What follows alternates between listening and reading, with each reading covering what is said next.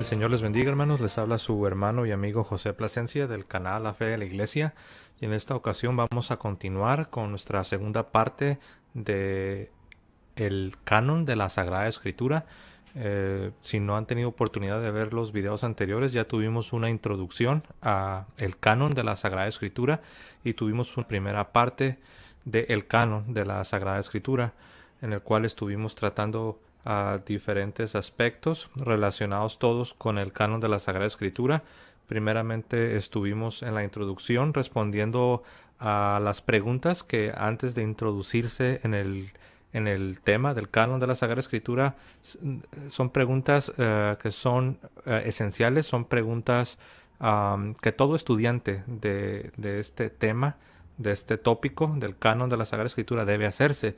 Preguntas tales como ¿por qué tenemos un canon bíblico? O sea, en primer lugar, antes de avanzar a profundizarse, la pregunta debería de ser ¿por qué es que tenemos un canon de la Sagrada Escritura? En primer lugar, preguntas tales como ¿quién ha definido el canon bíblico?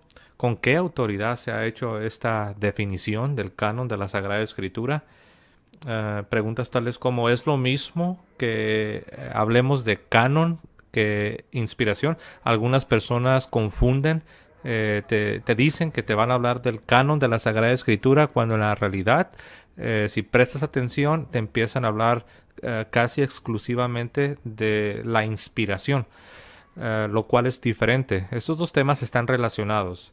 El canon de la Sagrada Escritura es la colección, es la cantidad de libros que pertenecen a la palabra de Dios, y la inspiración se refiere a la naturaleza de esos libros, que es divina, son inspirados por Dios, pero son cosas distintas.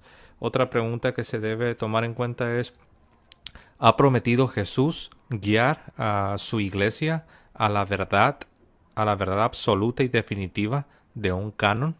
La respuesta es sí, como ya lo vimos, y por ende, la pregunta que debe seguir es ¿a qué iglesia? ¿A qué iglesia Jesús ha guiado a la verdad de ese canon? Bueno, esas son preguntas que estuvimos viendo en la introducción.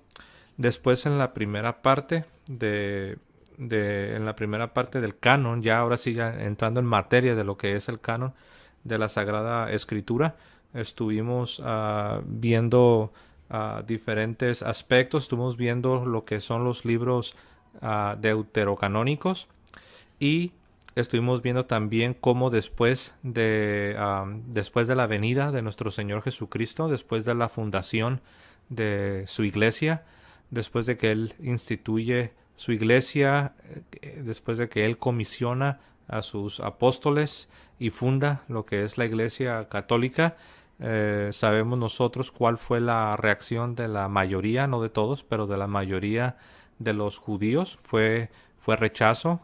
Ellos en su mayoría no aceptaron a Jesús de Nazaret como el Mesías prometido.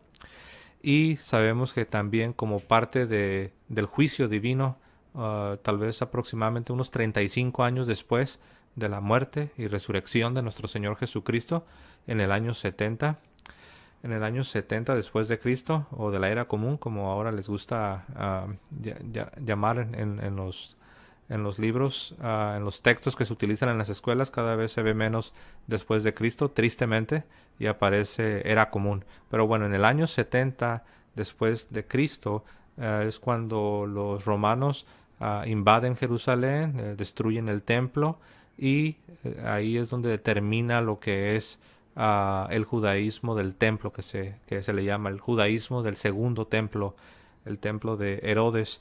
Entonces los judíos tienen que huir, se dispersan a diferentes lugares, y ahí es donde de manera gradual se ve que los judíos que habían aceptado a Jesús como el Mesías, y los que no lo habían aceptado, que fueron la mayoría, liderados por los rabís, por los fariseos.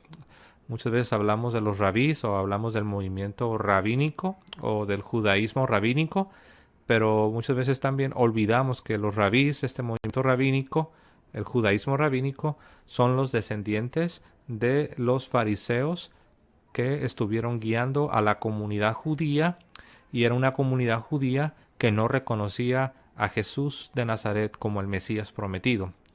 Entonces, mis amados hermanos, estuvimos viendo estas dos corrientes que empiezan a florecer. Una es la iglesia que se expandió por todo el mundo, la iglesia que recibió la fe dada por nuestro Señor Jesucristo, una fe que universalmente fue recibida, y es la iglesia católica, es la fe católica. Y por otro lado tenemos lo que es el nacimiento y el desarrollo del judaísmo rabínico. El judaísmo rabínico, ellos tienen, a través de los siglos, desarrollaron su propio texto, su propio libro sagrado, su propio canon, su propia Biblia, y ellos solo aceptan 39 libros, mientras que la iglesia que Jesucristo, el Mesías, fundó, en lo que se refiere al Antiguo Testamento, nosotros no tenemos solamente 39 libros, nosotros tenemos 46 libros. Ahora, nosotros sabemos que la autoridad fue delegada por Jesucristo a su iglesia de Dios Padre, el Dios de Abraham, el Dios de Isaac, el Dios de Jacob, el Dios de los patriarcas, el Dios del Israel del Antiguo Testamento. No me refiero al judaísmo rabínico, no me refiero al judaísmo moderno, que son dos cosas distintas, sino me refiero a los israelitas que tenemos en las páginas del Antiguo Testamento. El Dios de ellos, que sabemos nosotros, envió a su Hijo amado Jesucristo, que es el Mesías prometido a ellos, a los israelitas, a los judíos, a los patriarcas. Y Jesús pasa esta autoridad a sus apóstoles, funda su iglesia y ordena que lleven el Evangelio, la palabra de Dios, a todas las naciones. Es esta iglesia la que de manera definitiva y con la autoridad delegada por Dios, por nuestro Señor Jesucristo, es ella la que ha determinado, la que nos ha confirmado y nos ha señalado cuáles son los límites o de dónde a dónde es la Sagrada Escritura.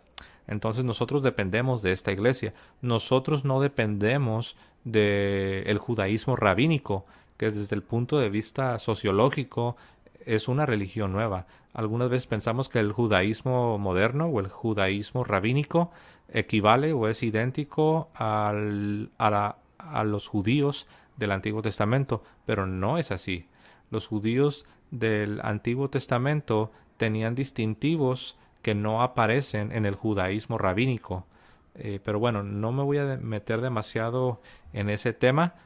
Solamente les estoy dando toda esta información. Entonces tenemos a la iglesia de Jesucristo, que en lo que se refiere al antiguo pacto, el Antiguo Testamento, acepta 46 libros. Y tenemos el movimiento rabínico que se convierte en el judaísmo rabínico a través de los siglos. Estamos hablando ya de siglos después de nuestro Señor Jesucristo. Alrededor del siglo V, del siglo VI, VII, ellos vienen con un texto o con un Antiguo Testamento que solo tiene 39 libros, pero siglos ya habían pasado. De hecho, no solamente habían pasado siglos después de que la iglesia confirmó el canon de la Sagrada Escritura en el siglo IV, sino que habían pasado ya un par de siglos, no solo después de la venida del Mesías, sino siglos aún después de que la iglesia confirma de manera definitiva cuál era el contenido de la Sagrada Escritura, no solo del Antiguo, sino también del Nuevo. Entonces, en los concilios regionales del siglo IV tenemos a la iglesia que recibió la autoridad del Mesías, de Jesucristo, confirmando cuál es la Sagrada Escritura. Siglos después, el movimiento rabínico, que se convierte en el judaísmo rabínico, que es lo que se conoce cuando nosotros pensamos en judaísmo, lo que viene a nuestras mentes es el judaísmo rabínico. Hay otras formas de judaísmo, pero son minoría y no es lo que más conocemos. Pero el judaísmo rabínico es el que ha promocionado la idea de un Antiguo Testamento de 39 libros, que dicho sea de paso, ellos no le llaman Antiguo Testamento, ellos le llaman la Biblia hebrea. Por eso, si usted empieza a estudiar el tema del canon, empieza a estudiar estos temas, se va a dar cuenta que se habla de una Biblia hebrea, porque ellos no aceptan la etiqueta, por así decirlo, ellos no aceptan el término de Antiguo Testamento. Y si usted se pregunta por qué, la respuesta está conectada con su rechazo de Jesús como el Mesías prometido. Ellos no creen que Jesús es el Mesías y por lo tanto no creen que hay escrituras que pertenecen a un Nuevo Testamento, a un nuevo pacto. Ellos rechazan al Mesías y por lo tanto rechazan el Nuevo Testamento. Rechazan los escritos que pertenecen al nuevo pacto. Entonces, rechazando el nuevo pacto, ellos están con la idea de que lo que para nosotros los cristianos es el antiguo pacto, para ellos, para ellos sigue siendo el pacto actual. Para ellos no hay otro pacto, para ellos no hay otro testamento. Entonces, por eso ellos rechazan la idea de llamarle Antiguo Testamento, porque no creen en Jesús, no creen en la iglesia y no creen en los escritos del Nuevo Testamento. Ahora, en los tiempos ya de la Reforma, ya estamos hablando en el siglo XVI, en los 1500, con el surgimiento, bueno, un poco antes de los 1500, con el llamado Renacimiento y después con la llamada Reforma Protestante. Cuando surgen todos estos movimientos, el Renacimiento era un movimiento intelectual y de las artes que hablaba de volver a la cultura clásica del Imperio Romano en lo que se refiere a las artes, pero también en lo que se refería a la literatura, en este caso al griego, en diferentes ciencias, pero también en lo que se refería a la teología, en lo que se refería a los escritos sagrados, en lo que se refería a la religión cristiana. Entonces, eso es en cuanto al Nuevo Testamento. En cuanto al Antiguo Testamento, también hay lo que algunos llaman el Renacimiento judío, el Renacimiento hebreo, donde también la literatura judía, la literatura hebrea empieza también a tener un avivamiento, por así decirlo. Entonces, todo este movimiento intelectual, todo este movimiento está permeando lo que es la sociedad y eso es lo que está sucediendo. Y en medio de todo esto viene Martín Lutero en el siglo XVI, en los 1500, con sus nuevas ideas, y él empieza a ganar a muchos seguidores. Entonces ellos están influenciados por este renacimiento, esta idea de volver a lo que según ellos serían las fuentes originales, volver al griego, volver al hebreo. Entonces se vuelve popular la idea de ya no basarse en la Septuaginta, que la iglesia siempre había tenido en alta estima, sino que, bueno, para los que no saben, la Septuaginta es una traducción del Antiguo Testamento al griego. Repito, la Septuaginta es una traducción del Antiguo Testamento al idioma griego. Y eso es lo que sirvió de base en lo que se refiere al Antiguo Testamento para lo que se conoce como la Vulgata Latina. La Vulgata Latina es la Biblia oficial de la Iglesia Católica.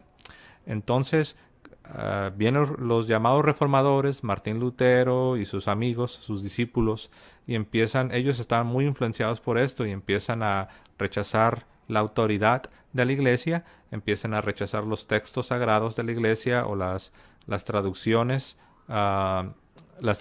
oficiales de la iglesia, y empiezan a cuestionar lo que vendría siendo los 46 libros del Antiguo Testamento, y ellos siguiendo ya no la autoridad de la iglesia, ya no la tradición de la iglesia, ya no la tradición apostólica, sino siguiendo más bien al movimiento rabínico o al judaísmo rabínico. Ellos deciden por un Antiguo Testamento, no de 46 libros como lo tenemos en nuestras Biblias, sino por un Antiguo Testamento de 39 libros, basándose en el texto masorético, en otras palabras, en la Biblia del judaísmo rabínico.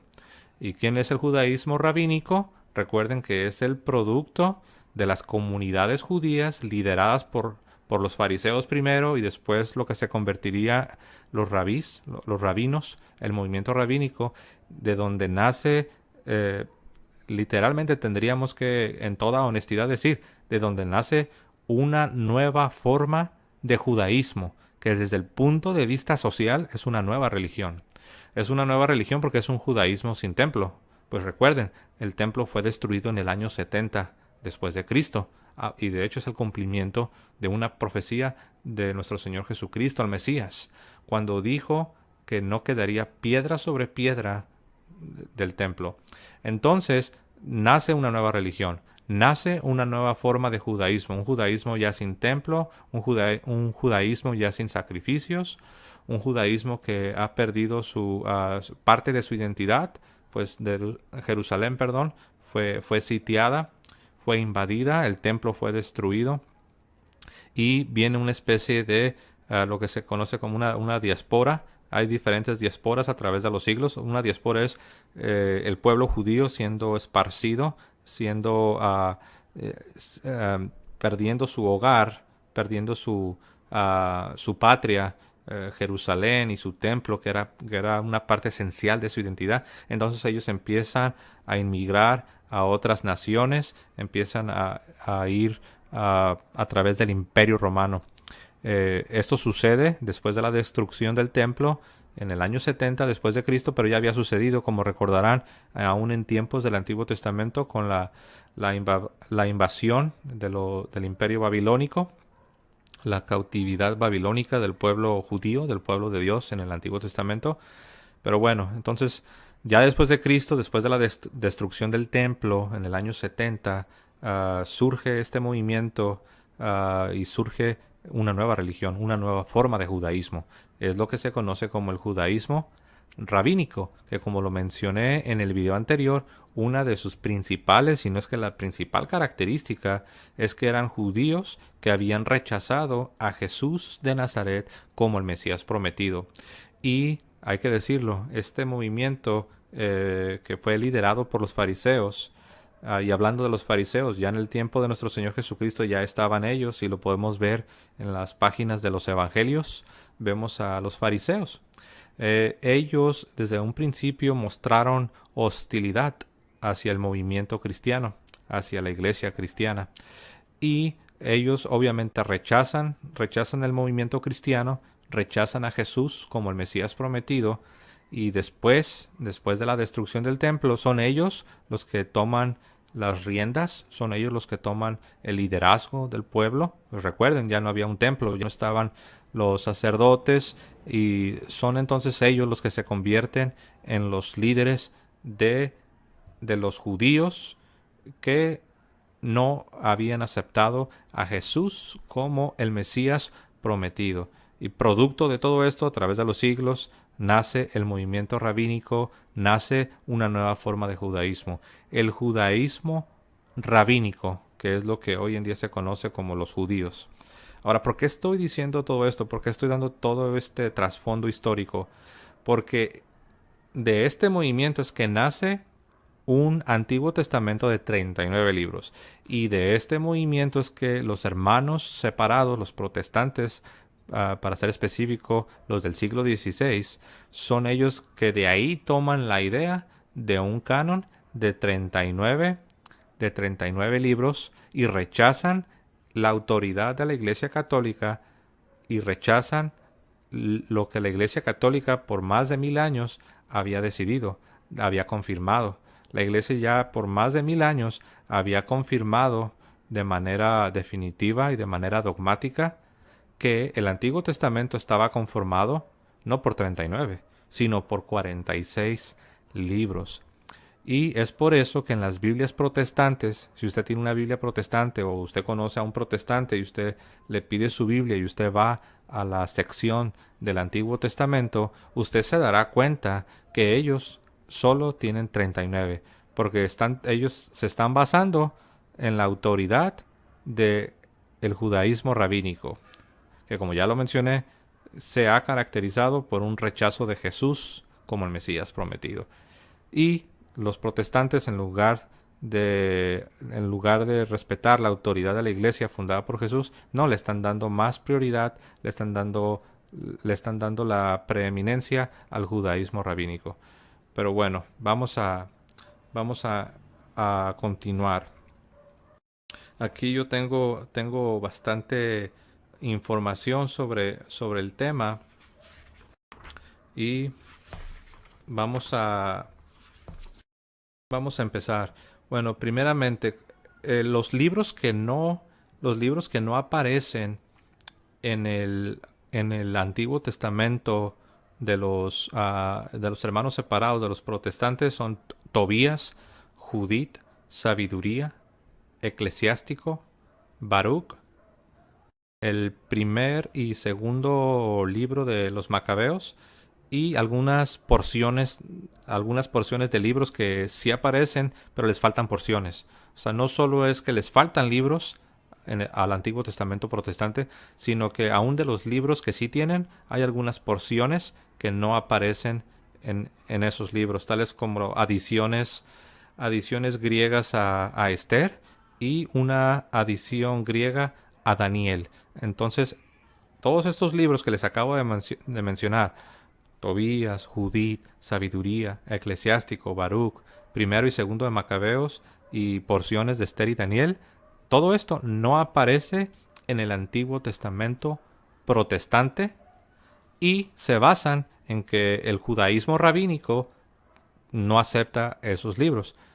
Cuando la iglesia, que es la que tiene la autoridad, ya lo había confirmado en el cuarto siglo después de Cristo, antes de que ni siquiera se formara bien lo que es el judaísmo rabínico, la iglesia ya había confirmado bien cuáles eran los libros que pertenecían al Antiguo Testamento y cuáles eran también los libros que pertenecían al Nuevo Testamento. Y aproximadamente como 1200 años después, viene Lutero, vienen los discípulos de Lutero y empiezan a otra vez a revivir las polémicas que en el siglo IV había. Y este es un dato interesante, tome nota si tiene con qué tomar nota. Algunos quieren decir que aún en el siglo IV algunos católicos no aceptaban estos libros que acabo de decir, Tobías, Judí, Sabiduría, los libros que les faltan a los protestantes. Ellos dicen aún católicos tales como San Jerónimo en el siglo IV, ellos no aceptaban estos libros. Bueno, aquí lo que hay que entender es esto. La polémica, la controversia en el siglo IV en cuanto al Antiguo Testamento no era con protestantes, porque los protestantes todavía no existían, ¿ok? Pero había algo que se conoce como las polémicas judías o las controversias con los judíos. Entonces, ya para el siglo IV, aún inicios del siglo V, estamos hablando de los 300 y los 400 después de Cristo. Ya en esos tiempos ya había judíos que estaban teniendo este tipo de polémicas, este tipo de controversias sobre algunos de los libros que yo he mencionado. Entonces, nosotros sabemos que San Jerónimo, que fue el traductor de las escrituras del Antiguo Testamento a latín, es lo que se conoce como la Vulgata Latina. San Jerónimo, él expresa su opinión acerca de estos libros porque San Jerónimo fue con los judíos para aprender la lengua hebrea, para aprender la lengua de los judíos, porque él estaba preparándose, estaba estudiando, porque había este proyecto que el Papa le había encomendado de hacer una traducción de la Sagrada Escritura al latín. ¿Ok?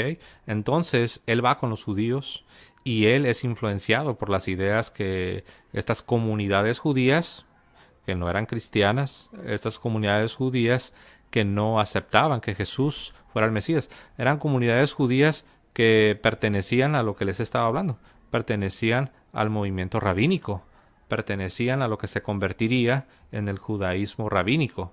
Ellos no creían en la iglesia, no creían en Jesús y mucho menos aceptarían la autoridad de la iglesia o aceptarían un canon de la Sagrada Escritura de la iglesia.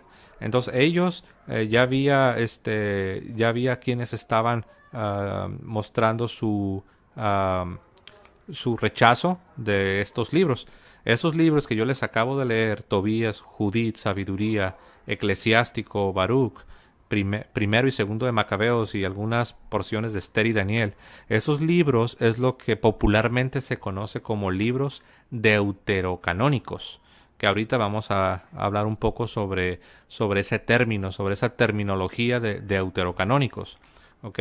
Bueno, pero para no desviarnos, los protestantes, Martín Lutero, en el siglo XVI, empezaron a usar esos argumentos. Por un lado decían, los judíos no aceptan estos libros, no aceptan Tobías, no aceptan Judith, no aceptan sabiduría, eclesiástico, etcétera, etcétera. Y por el otro lado también los reformadores, los llamados reformadores entre comillas, decían, no solamente los judíos no lo aceptan, sino algunos católicos del siglo IV expresaron dudas sobre esos libros. Y uno de ellos que ellos mencionan es Jerónimo, es San Jerónimo. ¿Ok? Entonces es cierto que San Jerónimo expresó sus dudas sobre estos libros, pero la razón es por lo que les acabo de mencionar. Él fue con los judíos, fue con las comunidades judías a aprender el hebreo, preparándose para su trabajo de traducción, y es ahí donde él escucha del rechazo o de las dudas sobre estos libros. ¿Ok? Entonces, principalmente es porque la mayoría de las copias eran en el idioma griego, y los judíos, las comunidades judías, sobre todo el judaísmo rabínico, se han caracterizado por ser muy celosos de su lengua, por ser muy celosos de su patrimonio. Y entonces, al no tener copias disponibles de estos libros en la lengua hebrea, ellos se mostraban muy escépticos, tenían muchas sospechas sobre la inspiración de Tobías, de Judith, de Sabiduría, de lo que hoy se conoce como libros deuterocanónicos. Y esa es la razón por la que San Jerónimo expresa sus dudas sobre esos libros, y él lo dice abiertamente. Él dice que estas comunidades judías no los aceptan como inspirados. Entonces él fue influenciado por esto, pero dicho sea de paso, no me voy a meter mucho allá, pero dicho sea de paso, San Jerónimo después cita estos libros de los que estamos hablando, los libros deuterocanónicos que los judíos y los protestantes rechazan. San Jerónimo después los cita como parte de la Sagrada Escritura. Es decir, San Jerónimo como académico, como investigador, él fue honesto en cuanto a su conciencia. Él dijo, saben, en las comunidades judías donde yo he estado estudiando el hebreo, no aceptan la inspiración de esos libros. Y él expresa en dónde se encontraba él, o sea, cuál era su opinión. Pero recuerden, es la opinión de alguien muy importante, San Jerónimo, pero es la opinión de una persona, es la opinión de un gran teólogo, es la opinión de un académico, de un biblista, de un traductor de la Biblia. Pero recuerden que las doctrinas de nuestra iglesia no están basadas en la opinión de un académico, no están basadas en la opinión de una persona, por muy brillante que ésta pueda ser. De hecho, se dice que el canon de la iglesia, el canon de la iglesia católica, es un canon conciliar, que es el fruto de concilios eclesiásticos. Es el fruto de la iglesia en unidad y en comunión con Pedro, con el sucesor de Pedro, con el Papa. Entonces el canon católico es un canon conciliar, mientras que el canon protestante es un canon individual. Tenemos a Martín Lutero, que empieza a promover otra vez estas ideas, y él prácticamente dice, este es el canon, que como lo mencioné también en el video anterior, Lutero ni siquiera proponía un canon de 66 libros, como ahora la mayoría de protestantes aceptan. Lutero proponía un canon de 62 libros. Él rechazaba a Judas, él rechazaba a Santiago, rechazaba a Hebreos y rechazaba Apocalipsis. Esos 4 libros para él no eran inspirados divinamente. Ahora, si te preguntas entonces por qué los protestantes sí los aceptan, pues esa es una buena pregunta, ¿verdad? Pero bueno, entonces, mis amados hermanos, estos son los libros que los protestantes y el judaísmo rabínico rechazan. Ahora, algo aquí, un paréntesis. Como les dije, el judaísmo rabínico no es la única forma de judaísmo. Hay otros grupos, hay otras corrientes. Y dicho sea de paso, hay judíos, hay judíos que, que ellos no están de acuerdo con lo que el judaísmo rabínico, que son los que realmente son los que más han influenciado, son los que más se conocen, son los más numerosos, pero ellos no aceptan esta idea de solo 39 libros. Y eso es porque hay judíos que ellos saben que antes de que naciera el judaísmo rabínico, antes de que surgiera lo que se conoce como el texto masorético, la Biblia de los judíos rabínicos, ellos saben que antes de eso ya había unas escrituras hebreas que están reflejadas en la traducción al griego, que es la Septuaginta. La Septuaginta es la traducción griega de las escrituras hebreas del Antiguo Testamento. Y los judíos dicen, no, espérate, si nuestros ancestros, antes del movimiento rabínico, antes del judaísmo rabínico, antes de los primeros siglos, ya tenían una Biblia. Y esa Biblia no tenía 39. Esa Biblia tenía más libros. Okay, prácticamente era igual a lo que tenemos en el Antiguo Testamento católico. Y aún hay judíos que no están de acuerdo con los 39 libros. Pero bueno, no me quiero desviar. Este es un tema muy amplio, es un tema muy grande. Estoy tratando de poner toda esta información en un video de 1 hora, o no sé cuánto vamos a durar en este video, pero estoy tratando de ponerlo todo y estoy tratando de ser lo más claro posible, aunque recuerden, estamos hablando de un tema que se extiende por un par de milenios y no es muy sencillo, ¿verdad? Pero bueno, ok, entonces vamos a continuar. Tenemos aquí, ahora sí, vámonos con el uso de la palabra deuterocanon o libros deuterocanónicos. Ok, bueno, como lo mencioné también en el video pasado, hubo un teólogo judío convertido al catolicismo un poco después de la llamada Reforma Protestante en el siglo XVI. Él se llama Sixto de Siena. Sixto de Siena. Sixto de Siena es el que empieza a utilizar la palabra deuterocanon para referirse a los libros que tanto judíos rabínicos como protestantes rechazaban. Voy a repetirlo.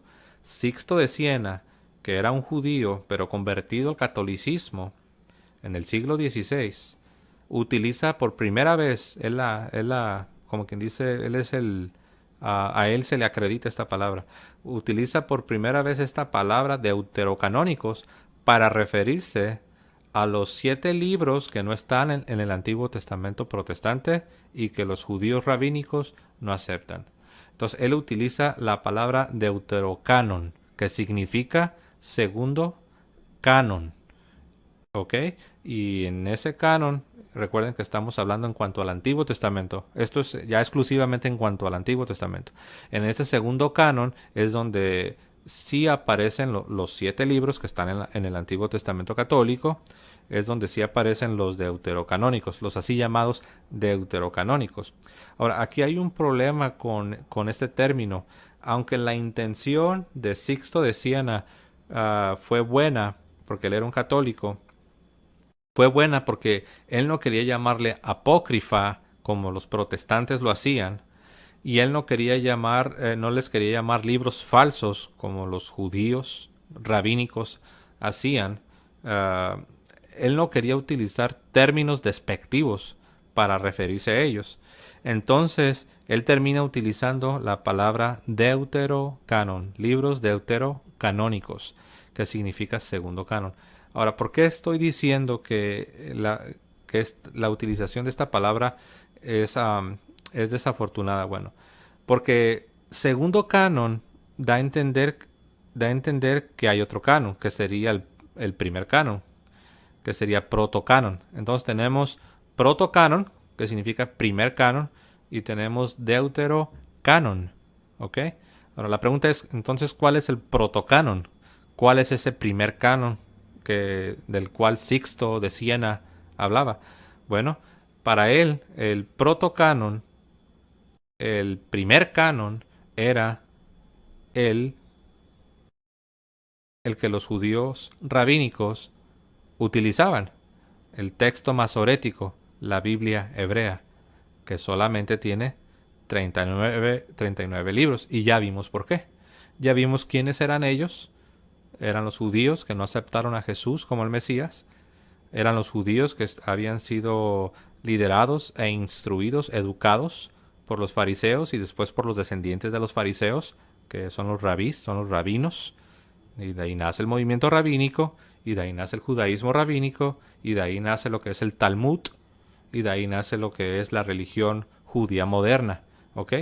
Entonces, es por eso que él dice, ok, él dice, lo que los judíos tienen, el texto masorético, lo que los judíos tienen, ese sería el protocanon, el primer canon. Y entonces nosotros tenemos acá el deuterocanon, que de ahí se toman los libros deuterocanónicos. Ellos tienen 39, ese es el primer canon, es el protocanon. Nosotros tenemos 46, ese sería el deuterocanon. ¿Ok? Ahora la pregunta ¿es eso así? La pregunta sería, ¿es correcto decir que ese es el protocanon, ese es el primer canon, y que el nuestro, el de la Iglesia Católica, es el deuterocanon, es el segundo canon? Bueno, la respuesta es sencilla, puede ser complicada, pero en la realidad es sencilla. La respuesta es no. Cronológicamente, o sea, si nos vamos a ir a las fechas, si nos vamos a ir a la historia, si nos vamos a ir a los tiempos, la primera colección o el primer canon que se tuvo no fue uno de 39. No fue el texto del judaísmo rabínico, no fue la Biblia hebrea que el judaísmo moderno utiliza con 39. No, recuerden que la Septuaginta, como lo menciona la Septuaginta, es la traducción del Antiguo Testamento al griego, y que los judíos de los primeros siglos y aún antes del nacimiento de nuestro Señor y nuestro mismo Señor y los apóstoles y las comunidades cristianas primitivas, ellos utilizaban, cuando ellos utilizaban el Antiguo Testamento, utilizaban la traducción al griego, era lo más popular. No digo que no hubiera manuscritos en hebreo, pero lo que era más popular, lo que estaba en circulación en las comunidades judías, era la llamada Septuaginta, que es la traducción del Antiguo Testamento al griego. Entonces, tenemos que la Septuaginta, mis amados hermanos, viene de aproximadamente del siglo del siglo tercero antes de Cristo. Entonces, quiere decir que los judíos, aún antes de Cristo, tenían una colección no con 39, sino con al menos 46. Porque también debo decir esto, en la Septuaginta, aparte de los 46 que tenemos en nuestros antiguos testamentos católicos, aparte de esos 46, había una sección por separado, una sección aparte que se denominaba apócrifos, donde estaban libros que no aparecen en nuestra Biblia porque no son inspirados. Me refiero a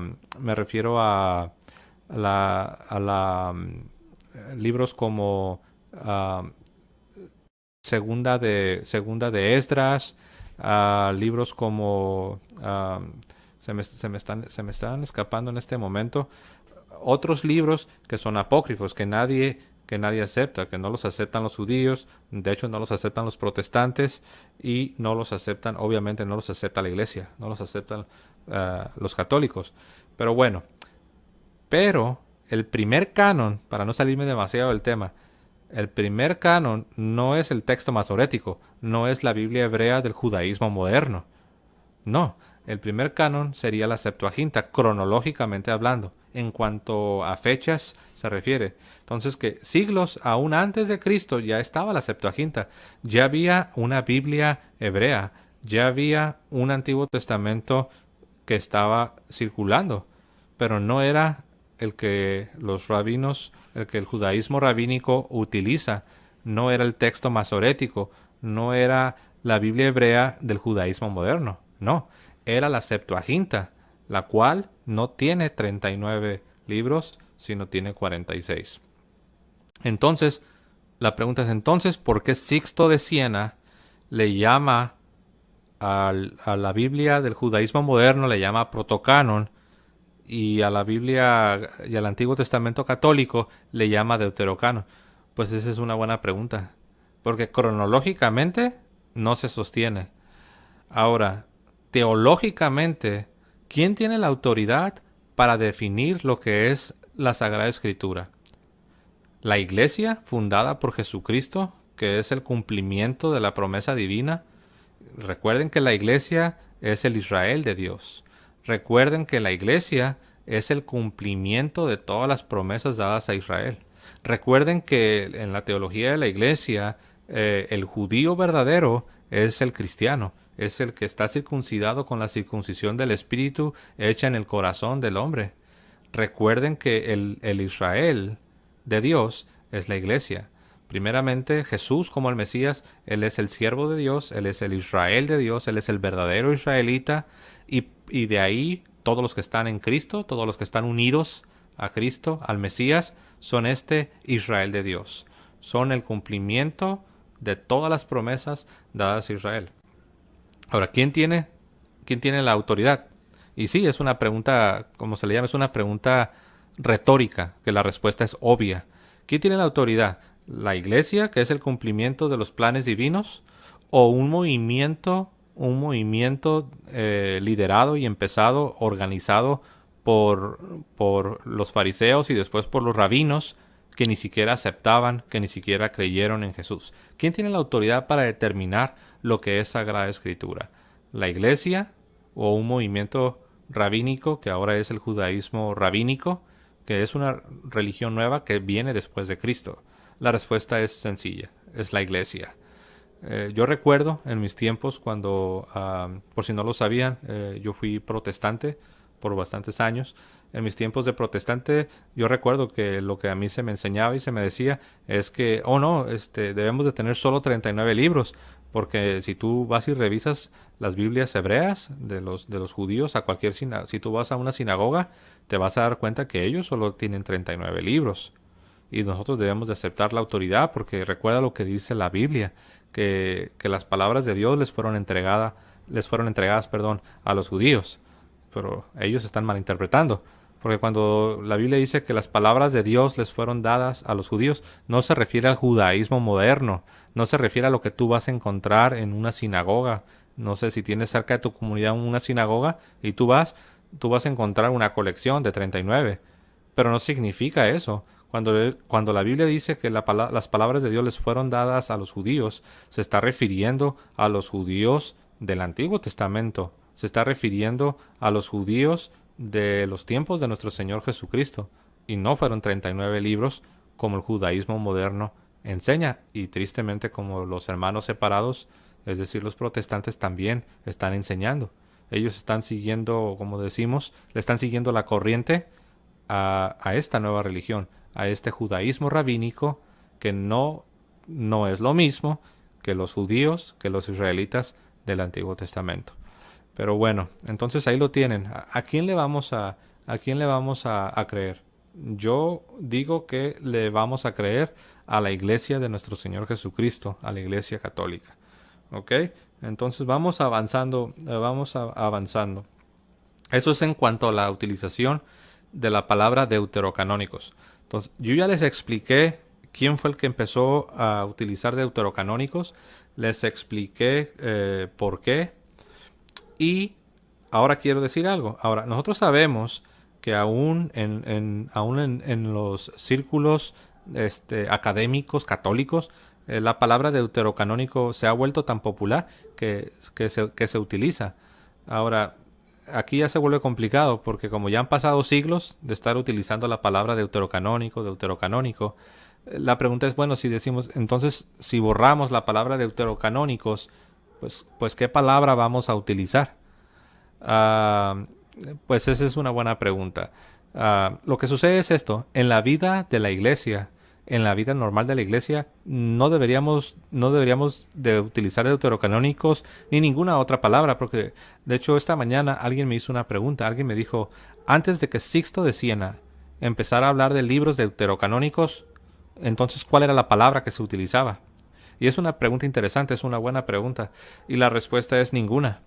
Porque recuerden que cuando Sixto de Siena se vio obligado a utilizar una palabra fue porque ya estaba la Revolución Protestante. Es porque ya estaban todas estas controversias. Es porque recuerden que también había una especie de un reavivamiento, un avivamiento, un renacimiento por la literatura judía. Entonces la iglesia estaba siendo presionada de diferentes direcciones, por los judíos de un lado y por los protestantes del otro. Entonces Sixto de Siena se vio presionado, se vio obligado a utilizar una palabra para poder interactuar, para poder participar o más bien para poder refutar, no más participar, sino para poder referirse a estos libros sin llamarles apócrifa como los protestantes les llamaban, o sin llamarles libros profanos como las comunidades judías les llamaban. Entonces él dice, bueno, vamos a llamarles deuterocanónicos. Entonces sus intenciones fueron buenas, fue un término que se quedó, se popularizó, y repito, aún en lo que es la Academia Católica se sigue utilizando. ¿Por qué? Pues porque aún todavía tenemos las mismas luchas que Sixto de Siena tenía, pues aún las tenemos. Y por falta de un mejor término, simplemente se quedó, se popularizó, se hizo parte de lo que es el lenguaje teológico, de lo que es parte de lo que es en lo que es la controversia, en la defensa de lo que es la apologética, se ha utilizado. Entonces, en una conversación con un protestante, en una conversación con un judío, si tú mencionas deuterocanónicos, te van a entender. Pero si omites la palabra deuterocanónico, se volvería muy difícil el diálogo. Tendrías que estar repitiendo, no sé si notaste que al principio de este video yo estuve repitiendo varias veces Tobías, Judith, Sabiduría, Eclesiástico, Baruch. Se vuelve monótono y es pesado sobre todo cuando estás debatiendo, sobre todo cuando estás argumentando sobre estos libros. Entonces se quedó, pero es desafortunado en el sentido de que da la idea de que, por ejemplo, los hermanos separados, los protestantes, ellos utilizan ese argumento. Ellos dicen, no, ustedes están mal en tener los libros deuterocanónicos, porque esos libros, la palabra deuterocanónico significa segundo canon, lo cual significa que ya había un primer canon. El canon ya estaba establecido. Pero ustedes en el Concilio de Trento, así es lo que ellos dicen, lo cual no es verdad. Y ahorita lo vamos a ver. Ustedes en el Concilio de Trento, ustedes los agregaron, y de ahí es que vienen los libros deuterocanónicos. Eso es lo que ellos dicen, porque se basan en el significado. Deuterocanon, segundo canon. Ok, ya había otro canon, pero ustedes le agregaron libros y por eso se le llama deuterocanon. Lo cual no es así, esa no es la manera en que Sixto de Siena lo utilizó, pero ellos de ahí se agarran. Entonces, por eso, a lo que me he referido cuando digo que el término ha confundido a muchas personas, es desafortunado en ese sentido. A mí en lo personal no me gusta, porque yo no creo que el canon católico es un deuterocanon. Yo creo que es el protocanon. Creo que la iglesia tiene la colección y el canon que se utilizó primero por los judíos del Antiguo Testamento, no el judaísmo moderno, los judíos del Antiguo Testamento, después por nuestro Señor y los apóstoles y la comunidad cristiana primitiva, y aún en los primeros siglos, hasta que después sale a la luz lo que se le conoce como el texto masorético, la Biblia hebrea, la Biblia del judaísmo rabínico. Y ahora sí, ya tenía 39, ya no tenía los 46, ya tenía menos, tenía 39, y después en el siglo XVI los hermanos separados siguen esa tendencia. Y esa es la razón por la que tenemos esto. Ok, mis amados hermanos, entonces vamos a continuar. Como les dije, ese es un tema gigante, es un tema demasiado grande, pero vamos adelante, vamos a tratar de cubrir todo lo que tenemos que cubrir. Ok, bueno, ahora vamos a dejar a un lado un poco lo de los libros deuterocanónicos y ahora vamos a hablar un poco sobre el concilio, el famoso concilio de Jamnia. No sé si ustedes han escuchado, si les gusta estudiar este tema, seguramente han escuchado hablar del concilio de Jamnia. Bueno, aquí hay un detalle con el concilio de Jamnia. Bueno, primeramente es una teoría, es lo primero que tengo que decir. Es una teoría que se desarrolló en el siglo XIX, para ser preciso, en el año 1871, precisamente por un académico judío. Un académico judío de nombre Henrik Gretz. Henrik Gretz.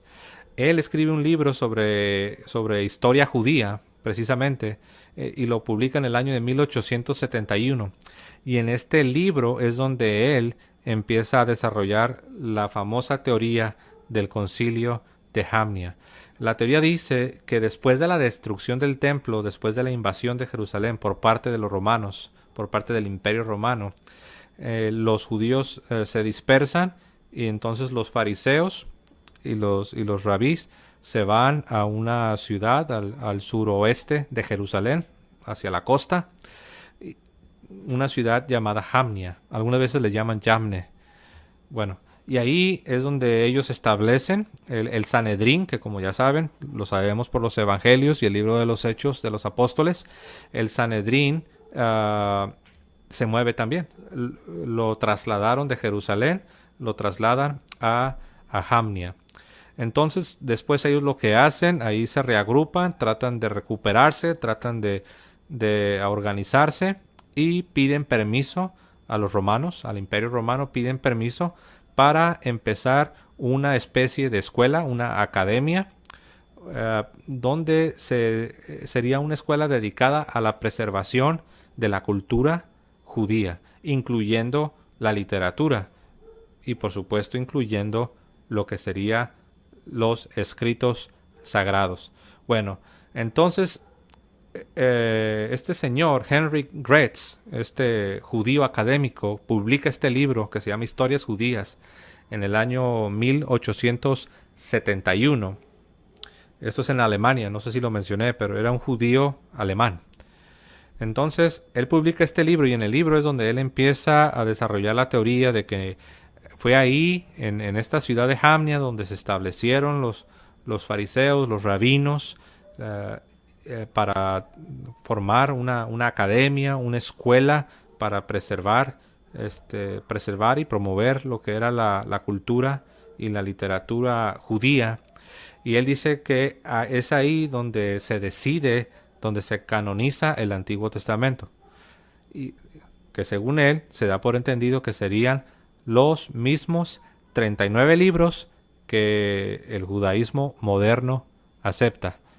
Los 39 libros de la ahora llamada Biblia hebrea. Porque recuerden, ellos no le llaman Antiguo Testamento. Ellos no creen que el Antiguo Testamento es antiguo. Ellos dicen que no, sigue vigente. ¿Por qué? Porque no aceptan que Jesús estableció uno nuevo. No aceptan que Jesús sea el Mesías. No aceptan que Jesús haya establecido otro pacto, otro testamento. Es decir, el nuevo pacto, el Nuevo Testamento. Ellos ven el Antiguo Testamento no como antiguo. Ellos ven el Antiguo Testamento como el corriente, como vigente, como lo que cuenta. Lo que para nosotros es el Nuevo Pacto, el Nuevo Testamento lo rechazan del todo. Entonces, según la teoría de este señor, de este judío alemán académico que empieza a desarrollar en el año, aproximadamente en el año 90, porque recuerden, la destrucción de Jerusalén y del templo principalmente fue en el año 70. Entonces, ya 20 años después, en el año 90, en Jamnia, este señor nos empieza a decir que fue ahí donde se canonizó un Antiguo Testamento de 39 libros. Bueno, pues resulta que basándonos basándonos en el mismo libro que él escribió y basándonos en todo lo que se ha estado descubriendo gracias a las investigaciones de biblistas y teólogos, tanto católicos como protestantes. Lo voy a repetir, tanto católicos como protestantes. Aún por los protestantes están conscientes de lo que les voy a decir. En los 60s y en los 70s y aún más adelante ya en los 90s, estamos hablando de 1960, 1970, en los 1990s, empezaron a salir diferentes publicaciones, tanto católicas como protestantes, donde se puede confirmar que esta teoría, esta idea de este académico judío alemán en su libro Historia Judía de 1871 no tiene fundamento alguno. Es una teoría, pero no solamente una teoría. Es una teoría falsa. O sea, no hay fundamento. Es un mito. De hecho, si ustedes leen, yo les invito, si tienen oportunidad, busquen, investiguen, pónganle, pueden ir a la red, pueden ir al internet, pónganle Concilio de Jamnia y pónganle un signo de interrogación, empiezan a investigar y se van a dar cuenta que es una teoría que prácticamente este señor Henrik Gretz, judío académico, la inventó, basándose en algunas lecturas de la Mishnah. La Mishnah es un libro, es un documento donde los judíos de a finales del siglo segundo, ellos empezaron a escribir lo que ellos llaman la ley oral. Eso ya es meternos en el judaísmo. Los judíos rabínicos, ellos creen que en el monte Sinaí, cuando Dios da la ley, Dios la dio de dos formas, de manera escrita y también de manera oral. Pero ellos dicen que la ley oral nunca se había escrito. Hasta en el siglo segundo se escribe este documento que se conoce como la Mishnah. Entonces ellos empiezan a escribir supuestamente la ley oral. Entonces, este señor que inventó la teoría del Concilio de Jamnia, basándose en ciertas lecturas de la Mishnah y en otra lectura, en otras porciones de lo que es el Talmud, que es el Talmud, estamos hablando de una colección de libros de interpretaciones del judaísmo rabínico. Ok, no nos vamos a meter mucho ahí, pero el Talmud, lo repito, es una enciclopedia, por decirlo así, una enciclopedia de libros que son interpretaciones de del judaísmo rabínico, de los rabís. ¿Ok? Eso ya tiene que ver con el judaísmo rabínico, el judaísmo moderno, como lo conocemos. Ellos tienen no nomás los 39 libros del Antiguo Testamento, ellos también tienen el Talmud. ¿Ok? Entonces, este señor que inventa la teoría del famoso Concilio de Jamnia, donde supuestamente, entre comillas, donde supuestamente se canonizaron los 39 libros del Antiguo Testamento que usan judíos y protestantes, este señor, basándose en unas lecturas de la Mishnah y del Talmud, pues él las agarró, les dio su retorcijón, las torció a su placer y formula la famosa teoría del Concilio de Jamnia. Y eso no tiene mucho, esto es en el año de 1871, en un libro que se llama Historias Judías. Y repito, el nombre de ese señor, Henrik Gretz, lo publicó en 1871 en Alemania. ¿Okay? Después hubo un teólogo protestante que se llama H.E., son las iniciales, la H, la E, y el apellido es Ryle, se escribe R-Y-L-E, lo voy a poner ahí para que ustedes lo puedan ver. Este señor Ryle, en el año de 1892, se encuentra con esta teoría de este señor Henrik Gretz, y en el año de 1892, este teólogo protestante Ryle, anglicano por cierto, él es el que empieza a popularizar esta teoría en el mundo de habla inglesa. Primero en Inglaterra, después en los países del norte, que son los países escandinavos, y después en el resto de los países de habla inglesa. Por supuesto, los Estados Unidos, Canadá y los países de habla inglesa. Entonces, es así como se populariza la teoría del Concilio de Jamnia. Primero la inventa ese señor Henry Gretz en Alemania, 1871. Después un teólogo protestante anglicano, H. E. Ryle, en 1892, escribe un libro que se llama El Canon del Antiguo Testamento. Y él es el que en este libro que se llama El Canon del Antiguo Testamento, publicado en 1892, empieza a popularizar esta teoría en Inglaterra, y de ahí se popularizó primero en el mundo protestante, pero después también se popularizó aún en los círculos de la Academia Católica. Es por eso que hasta nuestros días, aún mientras yo les estoy hablando, hay muchos hermanos, hermanos católicos, ya no me refiero a judíos o protestantes solamente, sino aún católicos, muchos todavía creen que esta teoría del Concilio de Jamnia es verdadera. Y no los culpo, porque yo mismo lo llegué a creer siendo protestante, y aún ya después de haber regresado a la iglesia católica, aún todavía traía esta idea, hasta que empecé a investigar más a fondo, y me fui dando cuenta. Entonces, no debemos, es que esto es tan popular, mis amados hermanos, esto es tan popular, esta teoría del Concilio de Jamnia, que prácticamente todos sin cuestionarla la aceptaron. Y cuando digo todos, me refiero tanto judíos como protestantes y hasta católicos. O sea, en otras palabras, ahí entramos todos nos comimos ahí, la teoría de este señor. Entonces, repito, en los 60, 70 y más fuerte en los 90 se empezaron a publicar, a hacer muchas investigaciones y hacer publicaciones donde se documenta y donde se confirma la falsedad de esta teoría. Y eso ustedes lo pueden encontrar, no tomen mi palabra, ustedes pueden hacer su propia investigación. Pero bueno, es así como se popularizó. Repito, yo todavía hasta hace poco, yo estaba en el entendido de que había sido así, pero no es así. Ok, entonces esta teoría es falsa. Entonces, ¿qué significa esto o qué importancia tiene esto para nosotros como católicos? Sobre todo en cuanto al debate, por decirlo así, en cuanto al debate del canon. No lo mencioné, pero hablando de debate del canon, miren, este libro que tengo aquí, que se llama, es en inglés. Si ustedes tienen la oportunidad de que pueden leer en inglés, lo quiero recomendar. Este libro, o sea, los quiero recomendar. Se llama El Debate del Canon.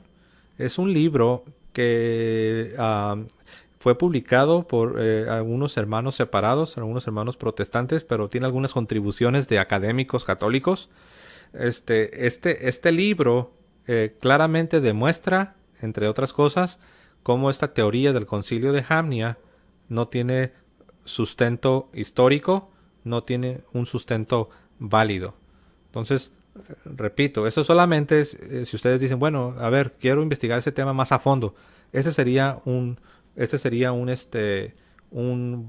libro donde ustedes se pueden documentar. Y repito, es un libro publicado por hermanos separados, pero se citan a autoridades católicas. Por ejemplo, hay un teólogo católico muy famoso, se me está escapando su apellido, es Raymond. Es un teólogo católico que tiene comentarios católicos, y ellos lo citan aquí, porque él es una autoridad en el mundo de la teología. Y aquí claramente está documentado, repito, tanto hermanos separados como teólogos católicos han confirmado que la famosa teoría del Concilio de Jamnia no se sostiene, no tiene un sustento histórico. Entonces, mis amados hermanos, ahí tenemos dos cosas, ¿verdad? Ya vimos este asunto de que los deuterocanónicos no son inspirados, porque deuterocanon significa segundo canon, y significa que el primer canon es el canon judío, y que ese es el verdadero, y que el de ustedes, el deuterocanon, es el segundo canon, lo cual significa que es falso. No tiene sustento. Repito, es una mala interpretación de la palabra que el teólogo católico Sixto de Siena empezó a usar, pero los protestantes le han dado un uso completamente diferente, y puedo entender por qué, porque el término, como lo mencioné, es un tanto desafortunado, se presta a una mala interpretación, porque cronológicamente hablando, el primer canon no es el que está reflejado en la Biblia protestante. El primer canon no es el que está reflejado en la Biblia del judaísmo rabínico. No, el primer canon en cuanto al Antiguo Testamento es el que está reflejado en la Biblia católica. Es el que está reflejado en la Septuaginta, que data de tiempos de antes de nuestro Señor Jesucristo. Esa es la primera colección que conocemos. Se sabe que lo que se tradujo a la Septuaginta al griego estaba precedido, es decir, antes de que existiera esa traducción, había una colección hebrea, pero está desaparecida, está extinta, ya no la tenemos. Lo más antiguo que tenemos es la Septuaginta. Y la Septuaginta no tenía 39 libros. Eso ya eso es algo que es producto de la nueva religión, o como yo le llamo yo, de una nueva forma de judaísmo, un judaísmo que rechazó al Señor Jesús y un judaísmo que es el judaísmo moderno, es el judaísmo rabínico. Y también estuvimos cubriendo la famosa teoría del Concilio de Jamnia, que es un mito, es una teoría sin sustento histórico y, para ser más directo, es una falsedad.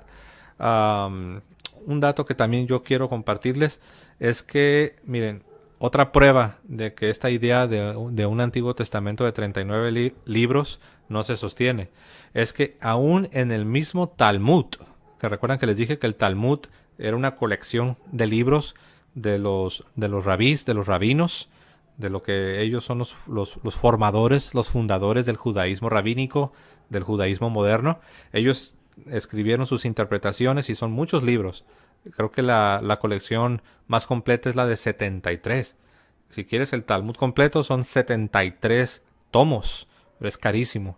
Pero bueno, en esos escritos, en el Talmud, tú puedes encontrar a rabís, a rabinos, citando el libro de Eclesiástico, o también como se le conoce, la sabiduría de Ben Sira. Lo citan como Sagrada Escritura. Ellos citan a Eclesiástico o la sabiduría de Ben Sira, lo citan como parte de la palabra inspirada de Dios. Y estamos hablando de que el Talmud, recuerden, que se fue formando en el siglo III, IV y V. Y estamos hablando de que todavía ellos todavía tenían diferentes opiniones. Todavía ellos citan al libro de Eclesiástico o la sabiduría de Ben Sira, lo citan como Sagrada Escritura, como palabra inspirada por Dios. Pero recuerden que para eso la Iglesia ya había confirmado de manera definitiva cuál era el Antiguo Testamento. Y 1200 años después, ahí viene Lutero con sus amigos, con sus seguidores, apoyándose en el judaísmo rabínico y apoyándose en sus propias teorías, y rechazan lo que la Iglesia ya había establecido de manera definitiva. Ok, ¿qué más? No queremos que se nos escape nada, mis amados hermanos. Yo creo que se pudiera hacer otro video, pero yo creo que este va a ser el último, mis amados hermanos. Estoy aquí revisando todas mis notas. No quiero dejar de darles algún dato que sea relevante para este tema. Pues básicamente, mis amados hermanos, eso es lo que yo quería compartirles. El asunto de los deuterocanónicos y la teoría del llamado concilio o sínodo, como algunos lo llaman, el sínodo de Jamnia, o Japne, como algunos lo llaman. Mis amados hermanos, estoy seguro que tal vez se me pasó algún dato, tengo tanta información. Les recomiendo, algo interesante, qué bueno que estoy recordando. Y eso es un dato ya a manera de nota, un dato curioso. Sixto de Siena, este teólogo católico que era judío, convertido al catolicismo, empezó a utilizar este término en el año 1566. Como se darán cuenta, ya para el año 1566 ya había pasado lo que es el Concilio de Trento.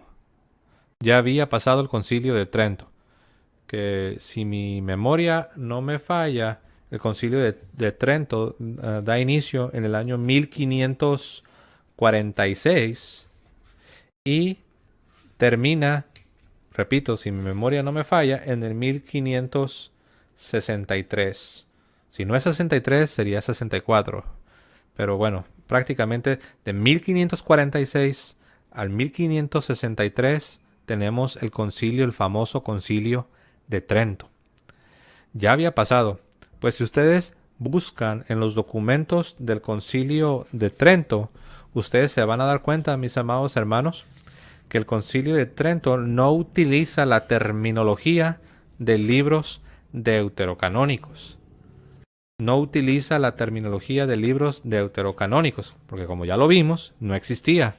Fue hasta 3 años después de haber terminado el concilio que Sixto de Siena, tratando de lidiar con los protestantes, tratando de lidiar también con los judíos, él inventa el término, no quiero decir inventa porque la palabra ya existía, pero él es el que empieza a utilizar deuterocanónico en referencia a estos 7 libros que tanto judíos como protestantes estaban atacando y estaban rechazando.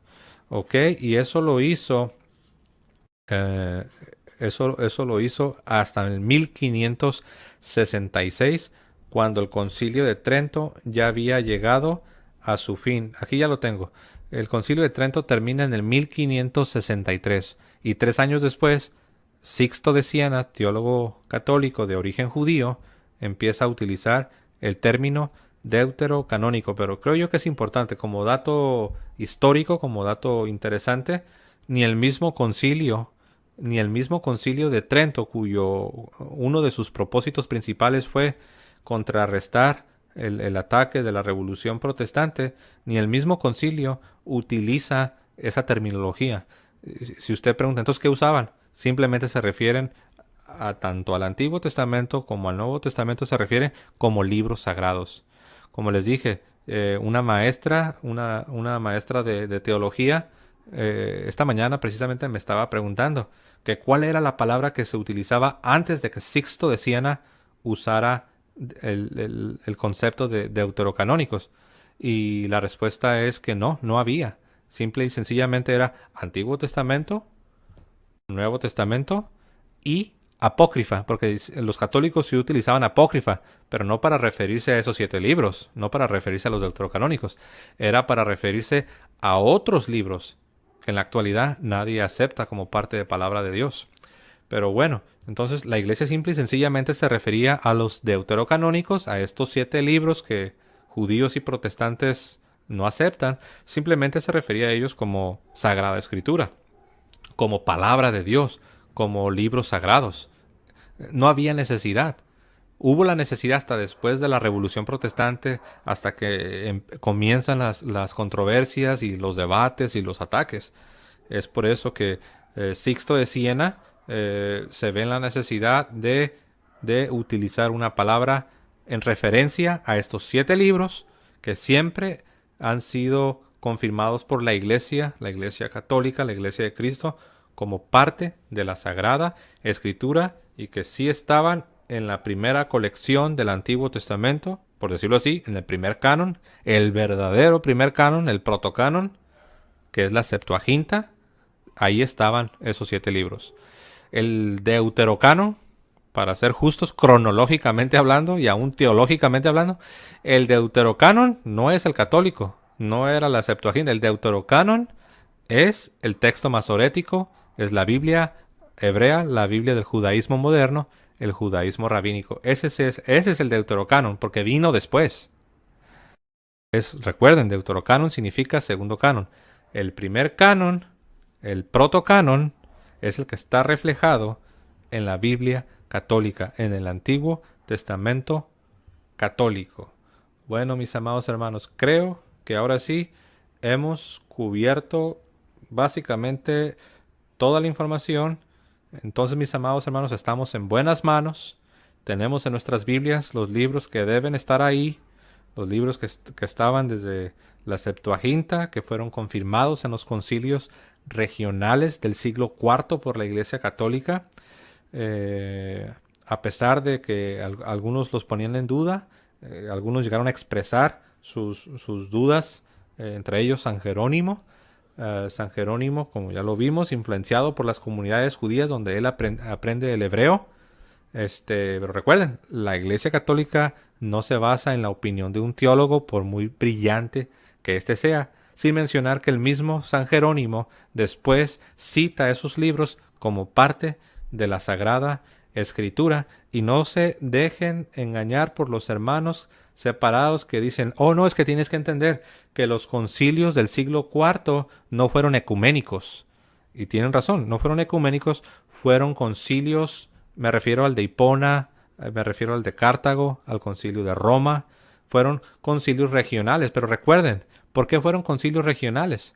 Porque precisamente en estas regiones era donde estaba la controversia, era donde había algunas personas poniendo ciertos libros en duda.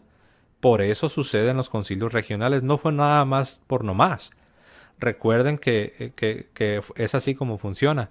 Pero recuerden que también esos concilios, aunque fueron regionales, porque fue en esas regiones donde estaba la controversia, esos concilios regionales fueron confirmados, fueron ratificados por el sucesor de Pedro, por el Papa, por el obispo de Roma y por ende por la Iglesia Católica. Y ya después, en el concilio de Florencia, que eso es algo que los hermanos separados, los protestantes, no lo mencionan, porque ellos dicen, no, que fue hasta el concilio de Trento, donde ahí ustedes los aumentaron. Eso es una mentira, con todo respeto y con todo amor, es una mentira. Porque aún antes del concilio de Trento, en el 1430 y pico, en el concilio de Florencia, se confirman otra vez los mismos libros que se habían confirmado en el siglo IV, que son 46 y no 39. Entonces, antes de Trento, en el concilio de Florencia, se confirman, se había confirmado en el siglo IV, y la misma Septuaginta, que viene de antes de nuestro Señor Jesucristo, da testimonio a una colección, no de 39, sino a una colección que está reflejada en las Biblias católicas. Mis amados hermanos, dejen sus comentarios, sus preguntas, si es que las tienen. Denle like si les gustó, si no, pues le dan dislike, le dan ahí no me gusta. Traten de compartir esta información con sus amigos y dejen sus preguntas, que yo con mucho gusto trataré de responderlas. Gracias, mis amados hermanos, por su tiempo, por su paciencia. Que tengan un hermoso día y que el Señor les siga bendiciendo.